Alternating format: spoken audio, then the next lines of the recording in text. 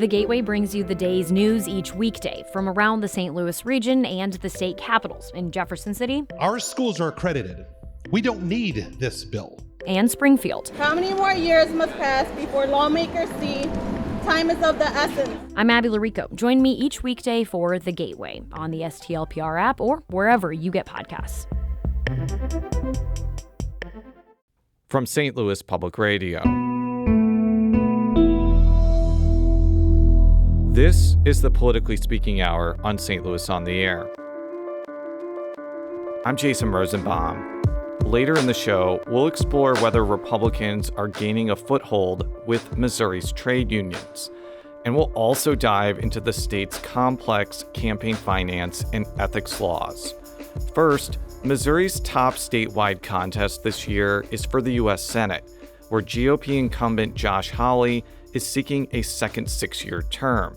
The race is getting a lot of attention, both because of Hawley's high profile and how the Republican lawmaker is taking a noticeably aggressive approach with his opponent, Democrat Lucas Kunce of Independence.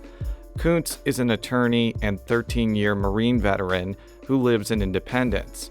He easily won the August Democratic primary over State Senator Carla May. Lucas, welcome back to the Politically Speaking Hour on St. Louis on the Air.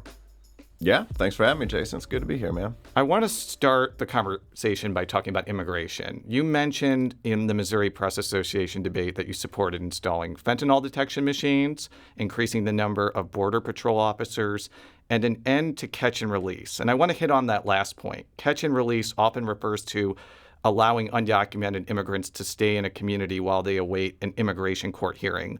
What would be your alternative to that policy? Well, I mean, there are several that we could do. You could do remain in Mexico, so you just, you'd have to stay in Mexico or wherever you're coming in from until your case has been heard. Or, you go back and wait until it's finished. And I think, we recently saw a case right here in St. Louis that sort of highlighted why we need to end the catch and release program. And that is a good segue to what I was going to talk about next. Ramon Chavez Rodriguez is accused of killing St. Louis police officer David Lee, and he actually pleaded guilty to a battery charge in 2022. But according to St. Charles County Prosecutor Joe McCullough, he was allowed to remain in the country while awaiting his immigration court hearing. So through this process, when it was learned that Mr. Rodriguez was an illegal alien and in this country illegally, a Division of Homeland Security, ICE, was contacted with regards to his status as an illegal alien. They informed us that they were aware of the fact that he was in this country illegally, that he had already been detained, that he had been issued a summons for court in the future, and he had been released on bond. So as such, he was already in the system. He was awaiting a court date, so they were not wishing to detain him any further. Normally in a situation, sometimes they will issue a detainer, which will tell us that we need to hold him for them. But since he had already been in the system, since he had already been issued a summons with a court date in the future, there was no detainer issued, so there was nothing for us to hold him on as far as his illegal status. That was St. Charles County Prosecutor Joe McCullough talking about why Ramon Chavez Rodriguez was able to remain out of confinement even after pleading guilty to a crime. What is your reaction when you hear that clip? Well, I mean, I think it's ridiculous, and I think it's just, the reason we're here is because we have politicians who don't really care about national security. They don't understand it, and they don't want to fix the situation, right? They don't want to keep us safe because they like having this as a political tool when campaign season comes along. You've seen that with Josh Hawley doing, lying about me in all of his ads, including on the border. And, for me, my background is, I was a U.S. Marine. Before I deployed to Iraq, where I led a police training team, I was actually scheduled to deploy to Iraq and lead a border team. And so, as part of the training to lead a border team in Iraq, I went down to the southern border in Arizona. I trained with the Border Patrol. I was certified by the Border Patrol Tactical Unit. And, there are very clear solutions to many of the problems that we have come through the border, ending catch and release so we don't have situations like this one. Stopping the flow of fentanyl by putting fentanyl scanners in at the border and ports of entry because, fentanyl is top killer of people in this state, 44 years and under. And then we got to fully fund and equip Border Patrol so that they can enforce those laws and so that, again, we don't end up in situations like we have with this one. And, the guy I'm running against is one of those people who is a problem on this because, when Roy Blunt negotiated, our former Republican senator negotiated a border bill that Donald Trump signed, Josh Hawley voted against it. He voted against funding for fentanyl scanners. He voted against the recent bill up in Congress that the guys I trained with, the Border Patrol Union, actually endorsed because it would have fully funded and equipped then. And, he's just happy to have this as a campaign issue rather than keeping us safe. But I think that's sad. As a Marine, my job is to see problems, fix problems, move on to the next one, right? And I just wish we had politicians who felt the same way. One of the other major challenges here is the asylum process. I was listening to an interview with former North Dakota Senator Heidi Heitkamp, and she mentioned the reason why there's such a chaotic situation at the border is that a lot of people are coming from places like Venezuela, El Salvador, Honduras, and they're claiming asylum because of political persecution or race or religion. So how do you thread the needle here where you allow for legitimate asylum claims while weeding out people who are just coming here to work or maybe coming here to sell fentanyl? Well, you mentioned El Salvador, and I'll just bring this up as an example for how broken it is, right? El Salvador has a lower murder rate than any country in the Western Hemisphere other than Canada.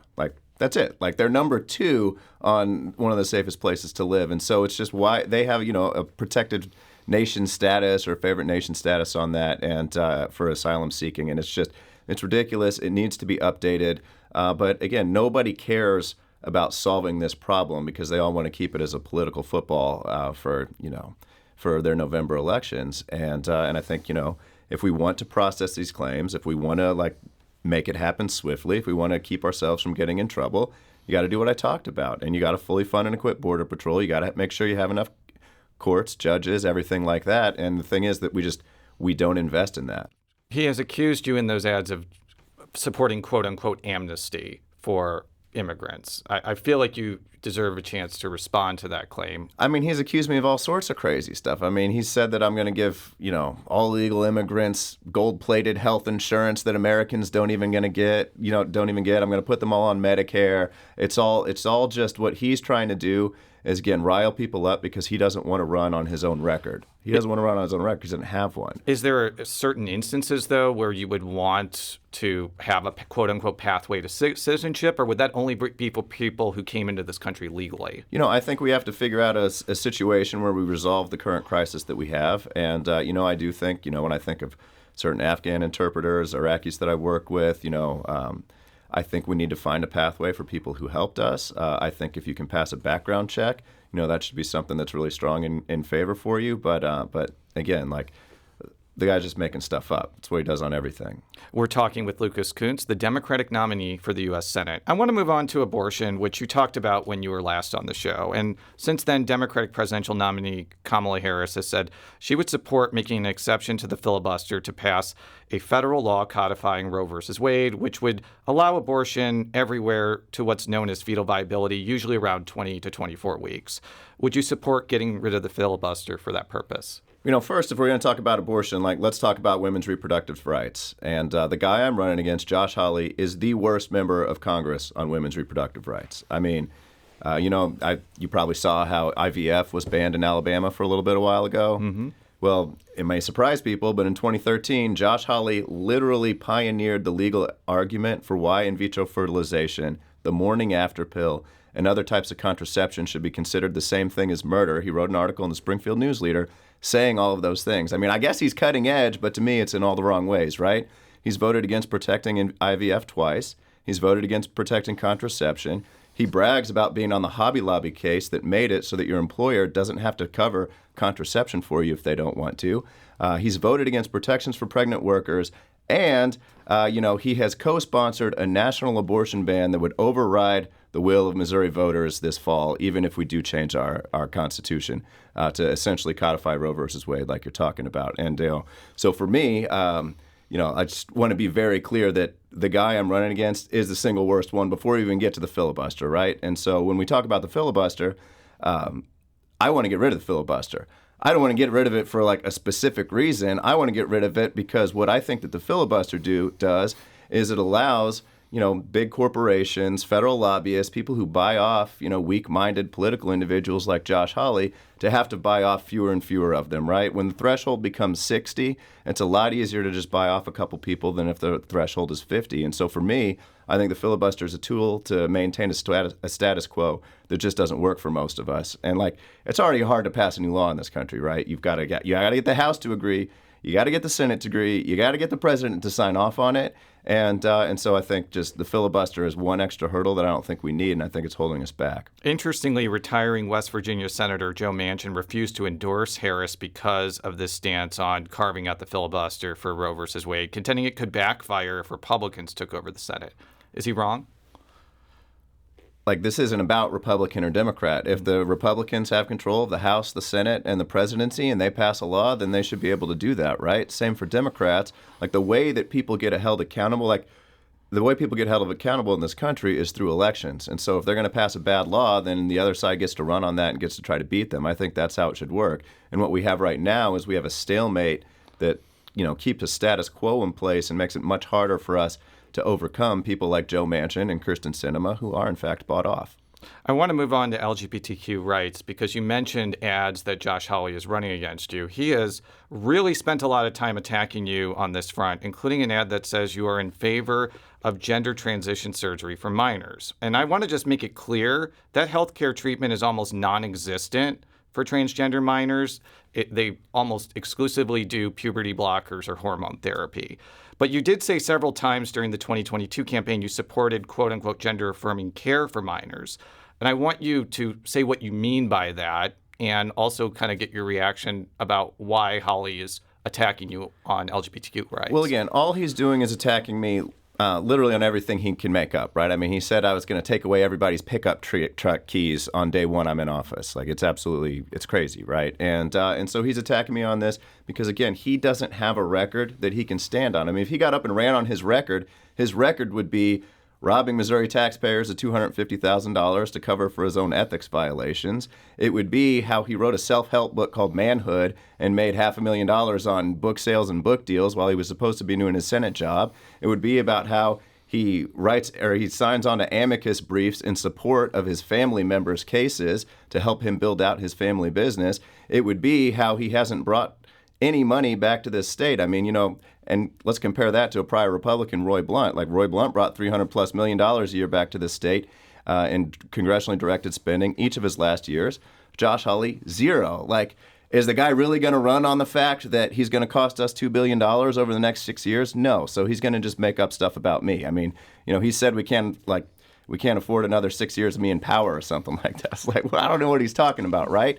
And so you're right. No, those gender surgeries aren't happening here. I do think that kids should have access, to therapy and other things that they might need, somebody to talk to, mental health services, so that they can figure out their lives and where they're going to go forward. And so for me, it's just, the guy just wants to make things up. He said I was going to put men in women's lockers rooms. He's just, he will make up anything in order to try to distract from his record and the fact that I'll actually deliver for this state. I think this is actually a pertinent issue in terms of Hawley because he was very active in going after Washington University's transgender clinic after a former employee wrote a lengthy op-ed for the conservative website, The Free Press. Full disclosure, my wife works for Washington University. I'm an adjunct instructor at Washington University, but I have no connection to the Washington University Transgender Clinic, but I like to disclose stuff just so people know. Do you think that he was wrong to go after that? Would you have done that if you had been senator over the last couple of years? I think that the man sees sex change surgeries mandated for minors around every single corner. I mean, he said that Amendment 3 should, to codify women's reproductive rights into our Constitution was going to force sex change surgeries on minors, right? The guy tries to find hot button issues. He rants and raves about them. He loves to yell at people. He loves to make a big scene, but he doesn't actually care about doing work. And so the thing that I find frustrating on a lot of this, and I think that Missourians agree with, is, as our U.S. Senator, the things that he's done is refuse to help us to bring money home, but he also wants to decide how we get to live in every single aspect of our life. I mean, he has said that we shouldn't have access to no-fault divorces anymore because, I guess women should be trapped in unsafe marriages. And it's just, I don't know why he's obsessed with controlling all of us.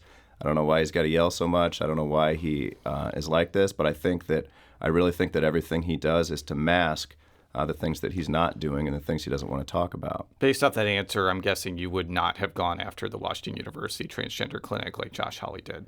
So I'm not familiar with exactly what he would have done. I do think it's the senator's job and that it's Congress's job to run investigations into, what's going on in our country. So, maybe it was something worth investigating.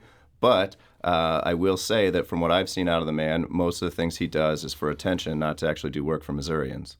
I want to talk about tariffs because you mentioned during the Missouri Press Association debate you were supportive of placing tariffs on China. First of all, I want to make sure that's accurate, correct? Yes. Okay, so former President Trump has talked about placing tariffs across the board on all U.S. imports.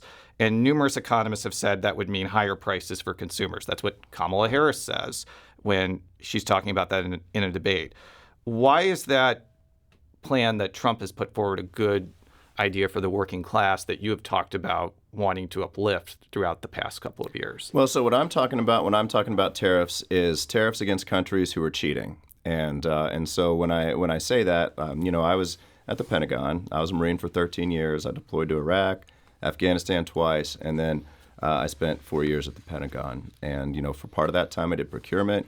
We did a study where we found that you couldn't build a single major U.S. weapon system without inputs from China. The procurement organization I was with, one of our goals was to bring in cutting-edge technology for the warfighter, basically. And so we're talking battery technology, energy technologies, space technologies, small drone technologies, kind of what the technology of the future is going to be. And, while we were doing that, one of our big competitions to try to create an entirely new U.S. Production facility for just production at large or industry was small drones. And so this is the reason I'm bringing this up, because this is a good example of where we need tariffs and we need to use American muscle. And so what we found was that there were only two places in the world you could really get a small drone. One was a small company in France with limited production, and the other was DJI in China, which I'm sure most people have already heard of. And so what DJI did, or what China did, is, they saw this as a technology of the future. They invested heavily in it. They used, they saw the way that the West uses free market to sort of determine who the winners and losers are and determine what businesses survive. And so they heavily subsidized their own business. They undercut everybody on prices to make sure that, they essentially use monopoly power to run everybody out of business so that they could sort of secure the corner on this market. They do that on many, many things.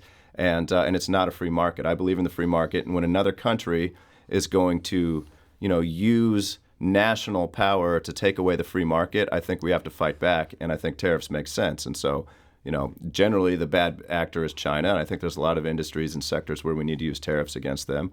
But I'm not against using it against other countries if they're going to, likewise take advantage of the system we've built. But from that answer, I don't get the sense that you're in favor of putting a 10% tariff on every country, including countries that are not bad actors. Is that fair to say? Yes. No, I don't want to do that. But I do think that tariffs are a tool in the toolkit, and we shouldn't shy away from them when another country is, monopolizing a sector and making it so we can't produce there. Let's move on to the political side of this race. Why do you think Josh Hawley has been so aggressive in attacking you, both on the air and I guess coming up to you at the state fair and elsewhere during this campaign? Well, I don't think we have to guess. I mean, it's fear. He knows he's unlikable. He knows that his positions are completely out of line with everyday Missourians, and he's losing it over that. I mean, you talk about the state fair. It's funny because a year ago I went to the state fair and Josh Hawley was there, and I never met the guy before, so I was like, oh, maybe I should go up and meet him. And so walked up to try to meet him, and he did what you would have expected at the time. Pure January 6th all over again, skittered out of there as quick as he could and refused to say hi to me.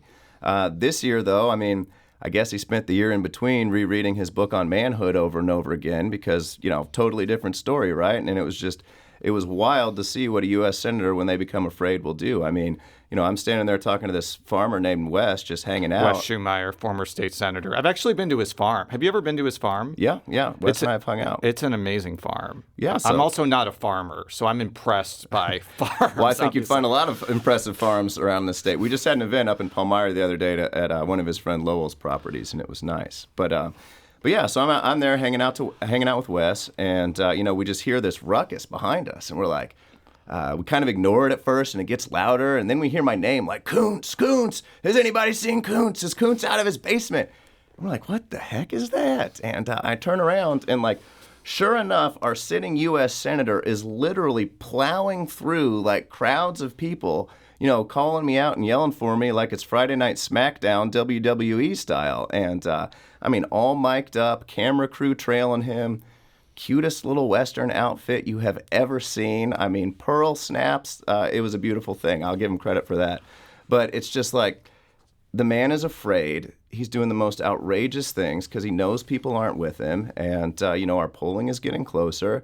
And it's, sometimes it's sad to see what a guy will do when the pressure cooker sort of cranks up. But here we are. At the Missouri Press Association Forum, Hawley repeatedly asked you if you were going to support Kamala Harris's candidacy. And you responded the way you did on the show in July, where you said you're focusing on your own race and you're not going to tell people how to vote for president. First of all, I want to make sure that I'm accurately summarizing it.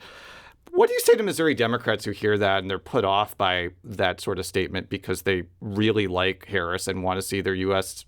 Senate Democratic candidate support her openly? Well, I mean, this isn't for Democrats alone. Like, this Democrat, Republican, Independent. What Josh Hawley wants to do is he wants to make this race about the presidential politics or something like that because he knows he's way less popular. He's going to do way worse than President Trump, and he knows that he's betrayed Missouri. And so, again, this is just he's doing ads that lie about me. He's doing everything he can to try to distract from the fact that he doesn't bring any money to this state, that I grew up here, that I understand how people live, and that I want to invest in this state. And for me, like, I didn't get into this race to decide who the president was going to be. I got into this race to invest in Missouri, to take care of the people in my old neighborhood who brought food by the house when my family went bankrupt. And that's what I'm focused on, and that's what I'm going to be working toward every single day. Lucas Kunce is the Democratic nominee for the U.S. Senate. We've invited Josh Hawley to come on the show, and we're hoping to have the GOP incumbent senator on this program soon. Lucas, thank you so much for joining us. Yeah, thanks again for having me. Coming up, we'll talk with members of Missouri's trade unions about whether Republican outreach to organized labor is part of a broader realignment or just an election year stunt. This is the Politically Speaking Hour on St. Louis on the Air.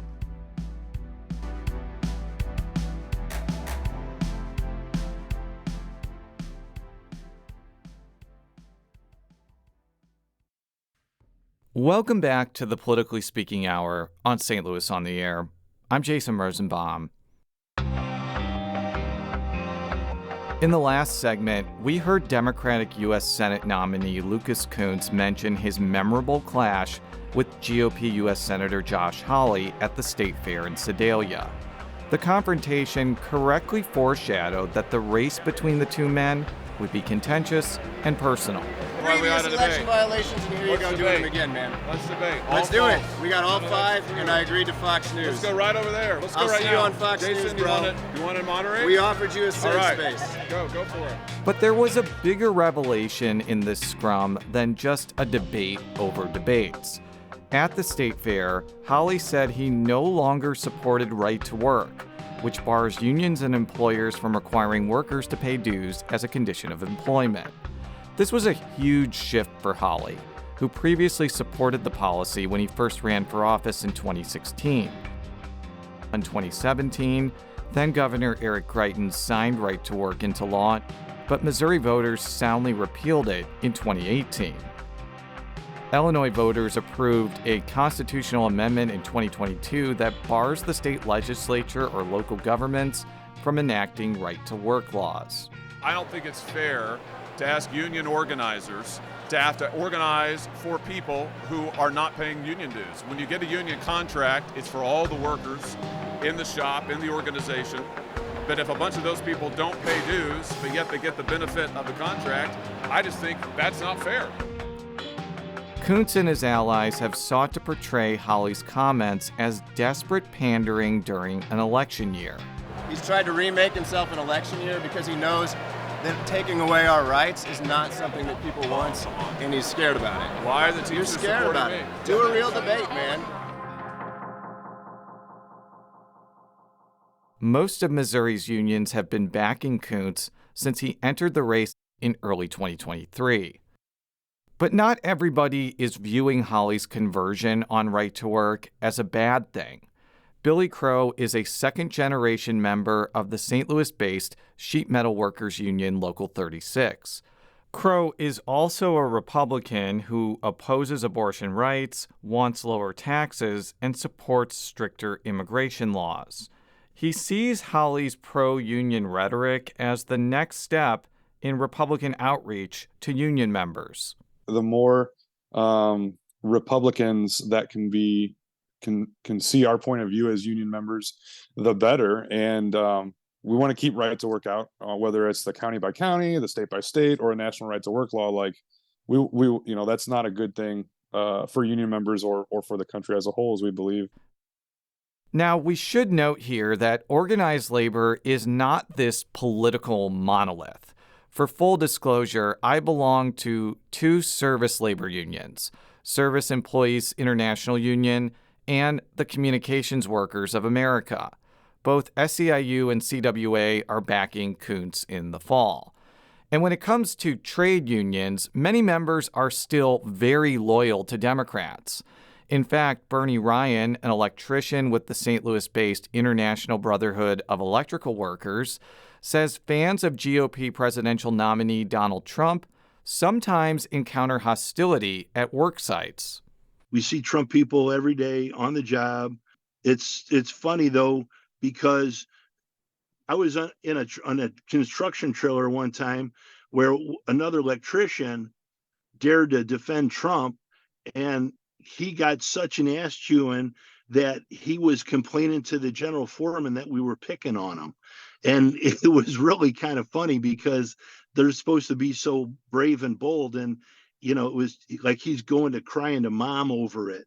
A Trump voter in the electricians would know just to keep his mouth shut and save it for at home. There are some tangible signs that members of trade unions are more amenable to Republicans, especially in Missouri. For instance, Democrats used to control almost all of the local and state-based offices in Jefferson County, which is home to scores of current and retired labor union members. Now they dominate politics there, as well as union strongholds like St. Genevieve and St. Francis counties, as well as some parts of South St. Louis County. Crow, the sheet metal workers union member from Arnold, just won a Republican primary for Jefferson County Council. Because he won that primary, he's strongly favored to win in November, which would not have been the case just a decade ago. I mean, there's a lot more Republican union members than people realize, especially than our leadership realizes. I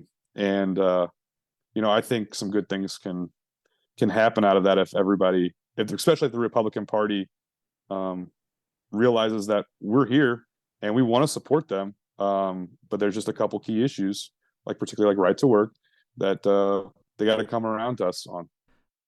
Some trade union members may be shifting toward Republicans because they agree with the GOP on things like opposition to abortion rights and opposition to gun control. They may also back the Republican Party on restricting immigration or lowering taxes. And since Missouri is expected to remain a Republican-leaning state for the foreseeable future, unions are adapting. Jake West of the St. Louis-based Sheet Metal Workers says his union is willing to back Republicans who are with them on labor issues. We have a saying around here is we support those who support us. So whether you're Democrat or Republican, if you support working class people and labor initiatives, those are the people that we're going to go out and support and make sure that we can try and do whatever we can to rally the membership around them. In some respects, what's happening in Missouri aligns with national trends.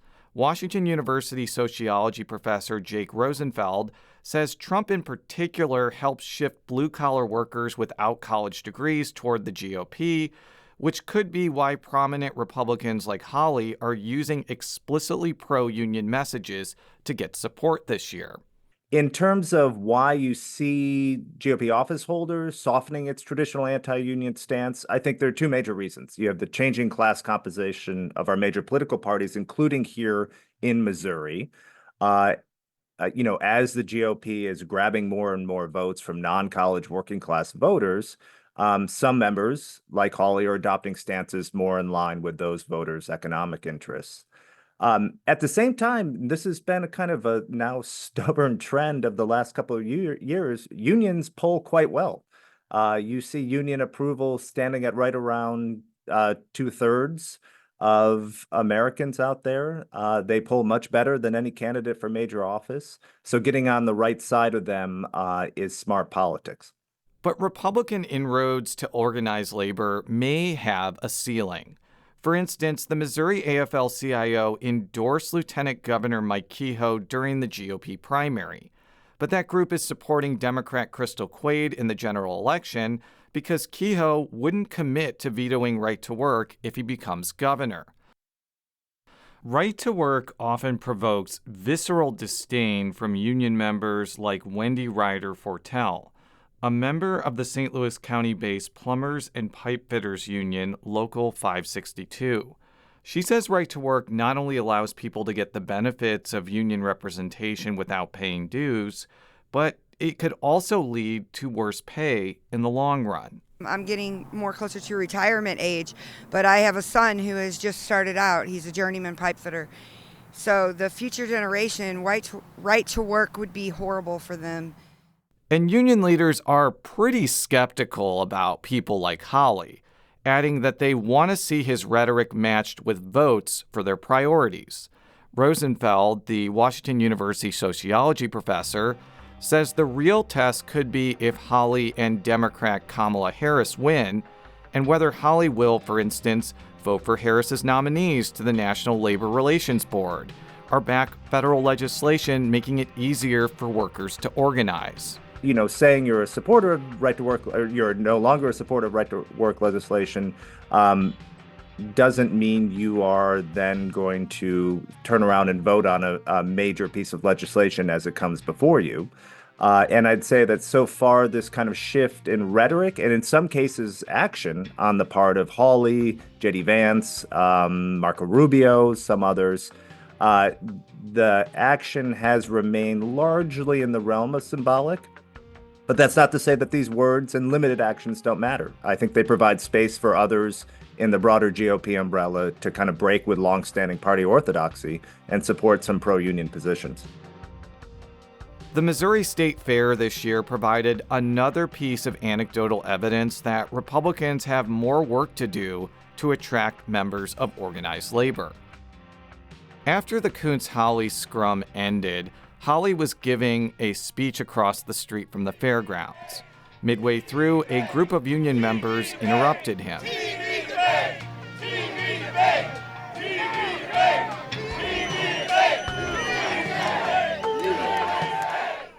And perhaps that small moment may showcase larger skepticism that Republicans like Hawley are going to need to follow through on their pro-union rhetoric by supporting pro-union initiatives. We need to take a quick break. When we come back, we'll talk about Missouri's campaign finance system and why donation limits have failed to keep big money out of politics. This is the Politically Speaking Hour on St. Louis on the Air.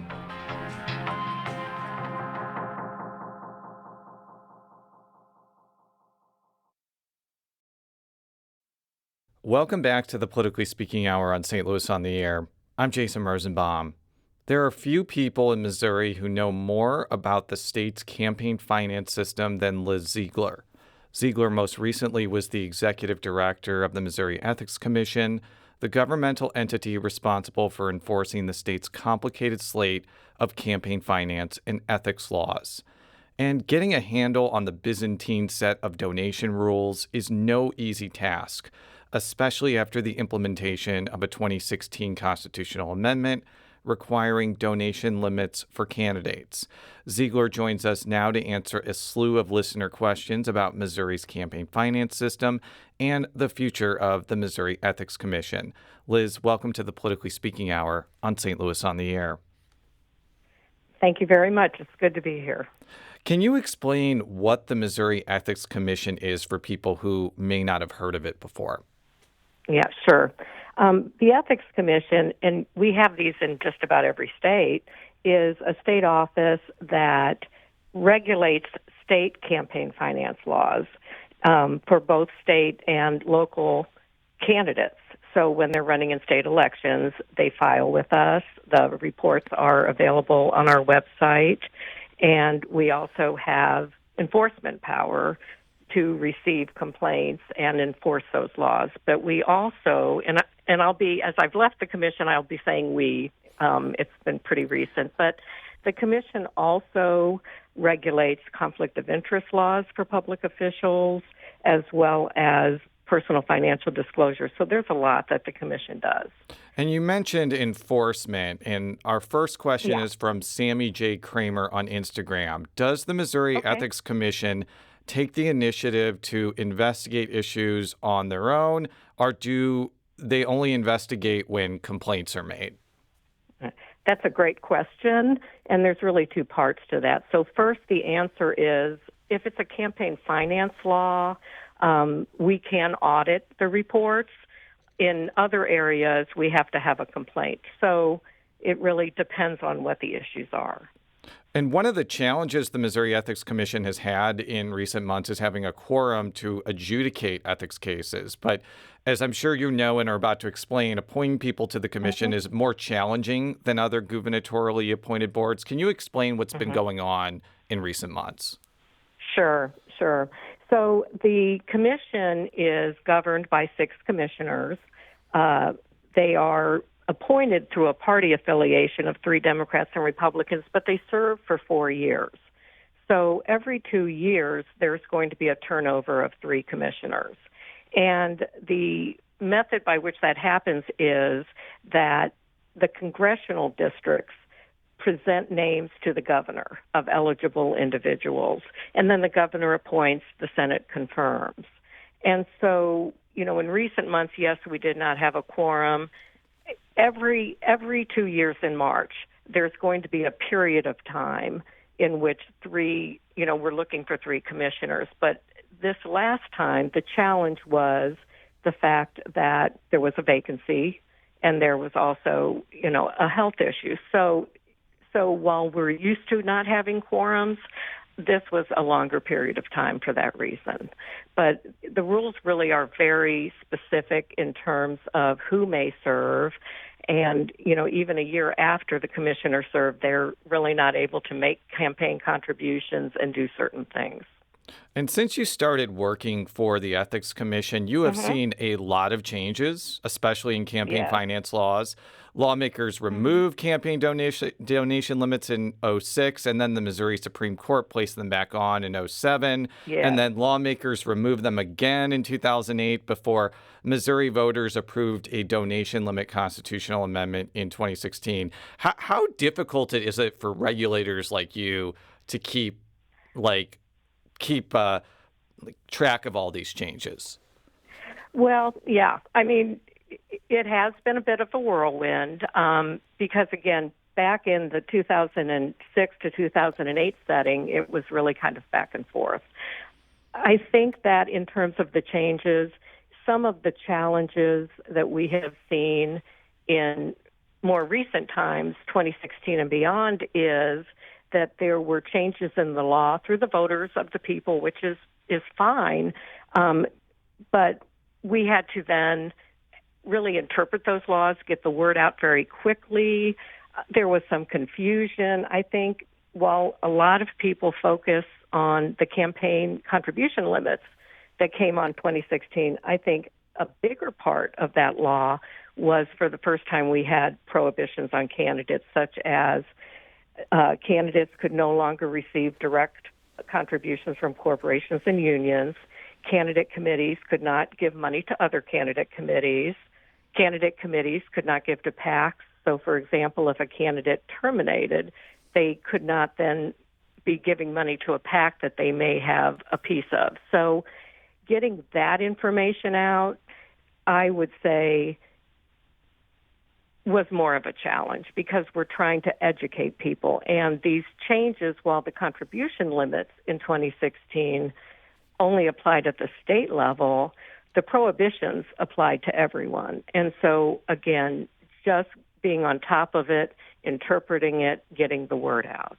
I would say. Yeah, I would argue that ahead. one of the shortcomings of the 2016 constitutional amendment is it caps donations for candidates, but not to political action committees.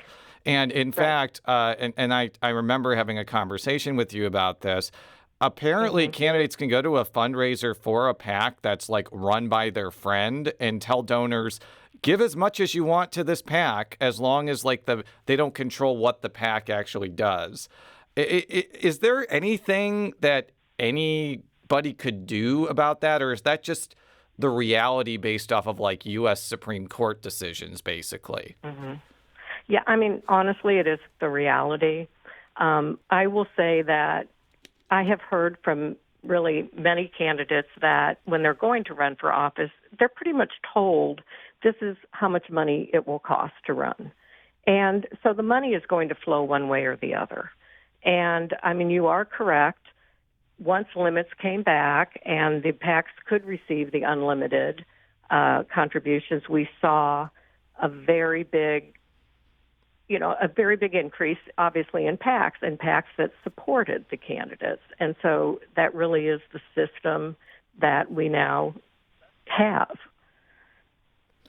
Living First 1185 on Reddit asks, I would like it addressed how even though legislators have very small limits on gifts, how thousands of dollars can be funneled into PACs with anonymous donors who can't be discovered under MEC filing reports. So I think Living First 1185 is alluding to 501c4s, which don't have to disclose their donors, and how they've been affecting Missouri politics both before and after the campaign donation limit amendment passed. Why are 501c4s allowed to operate in Missouri without disclosing their donors? Yeah, that's another great question. So the 501c4s are not non-for-profit corporations, and they're regulated really by the IRS in terms of what political activity they can do. So what occurs is, in terms of the campaign finance law, is the question becomes if that 501c4, that not-for-profit, is actually operating as a campaign finance committee, if they're falling within the definition. And that is a very, very difficult area because essentially what would have to be proven is that that is all that they are doing. Now, I will say some years ago, and it had to do with when medical marijuana was on the ballot, there was a 501c4 and a PAC, and essentially it formed. And the whole idea of it was to give money to the PAC and not disclose the donors. And the case is on the website. I don't remember the exact. But, that was a case where we were able to prove that its primary purpose was to support the initiative petition. And so it can happen, but that's really the reason is when people think of 501c4s, they may be associations that people all are giving to. The question is how much political activity they have and what their purpose is. We have more questions about the role of political action committees in Missouri politics. Play TMFUS on Reddit asks, how can a PAC associated with a candidate end up paying that candidate's legal bills without being seen as a coordination? And Play TMFUS pointed to, I guess, a situation with soon-to-be former House Speaker Dean Plocher as an example of this. Can you address this point? Because I think that this is top of mind based off that particularly recent example. Okay. And, I can't really comment on that specific example. I don't even know that I know enough about that. But I will say, and this could be really, a challenge for many people, the campaign finance law, and it's the law, is very broad. There's a lot that can happen because it's allowed to happen.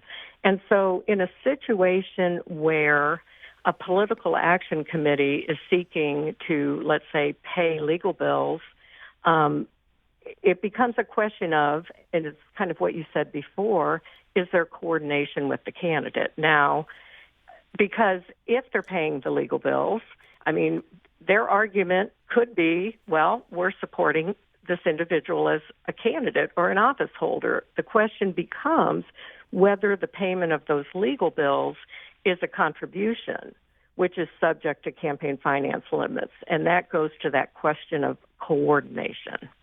So I hope that makes sense. I don't know enough, but, that's the kind of things that you would ask. SJS67 on X. We have a lot of users with complex usernames for this segment. How is it ethical for Governor Parson to continue to have Steve Tilley raise money for his PAC so he can play kingmaker for the state for years to come? Now, let's take aside this particular example. It is not uncommon at all for candidates to have open candidate committees long after they've stopped running. Like, my favorite example is Democrat Steve Goss still, I think, has an open candidate committee with like $45,000 in it, and he hasn't run in 25 years. So can you kind of explain like why this is allowed to happen, not just for that specific example, but in general? Yeah. So the law provides that it sometimes feels a little unfair. If a candidate is unsuccessful, they have to terminate their committee. Okay, so you start there. If a candidate, an office holder, has been successful, they can keep their committee open with the thought process that perhaps in the future they may run again. I mean, the law allows that to happen. Now, they're going to have to continue to file reports. They are going to have to spend money for campaign purposes. But again, that's one of those areas that the law allows to happen if somebody has been in office. I can tell you personally to everyone, we would reach out to a number of these committees and say, just a reminder that these are your requirements, and would you like to terminate? If not, you don't have to, but, we understand that. Are there any other examples as extreme as the Gaw case where there's been like an open candidate committee for 25 years, even though it's clear like that person's not going to run again? Or is that like a really, really extreme example? Oh, I think I think there's a few out there that are like that. Why they're choosing to stay open, I can't say. I mean, it's kind of a headache for them. But there are others, I will tell you, and I know every couple of years we will be reaching out to people. And, one thing that happens is they also are not required to give an election date, a future election date. Well, that cuts off their ability to really be getting reminders and information. So it does happen, and we do try to keep an eye on it, and they have to be using the committee for legitimate purposes and essentially, under the law. And I'm not suggesting that they're not, but most of those committees pretty much seem dormant. You don't see activity. They just remain open. Are there times then when they may not comply because they just don't respond to you? Or do they often respond and then like file their reports basically in the last 30 seconds? Okay. There are a lot of people that do not answer us, and it is a really big mistake because they're not getting the information, and it really does come into trouble for them in the future because they quit filing reports and doing things. But, yeah, we try. They need to listen to us, and they need to follow the directions. Yeah, listen to Liz Ziegler on this if you're a candidate committee. Follow directions. Or there will be trouble. Liz Ziegler is the former executive director of the Missouri Ethics Commission, which oversees the state's campaign finance and ethics laws. Liz, thank you so much for joining us on the Politically Speaking Hour on St. Louis on the Air. All right. Thank you.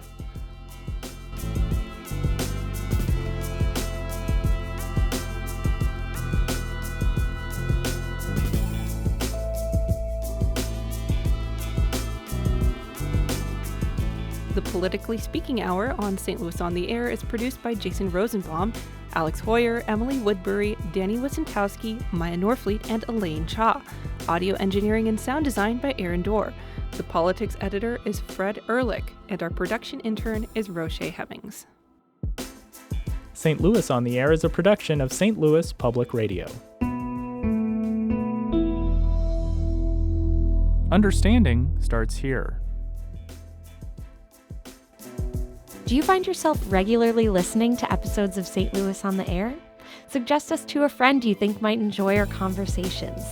And leave us a review and rating on Apple Podcasts on the App Store. It's the simplest way to help people discover our show. Thanks. St. Louis Public Radio is a member-supported service of the University of Missouri St. Louis.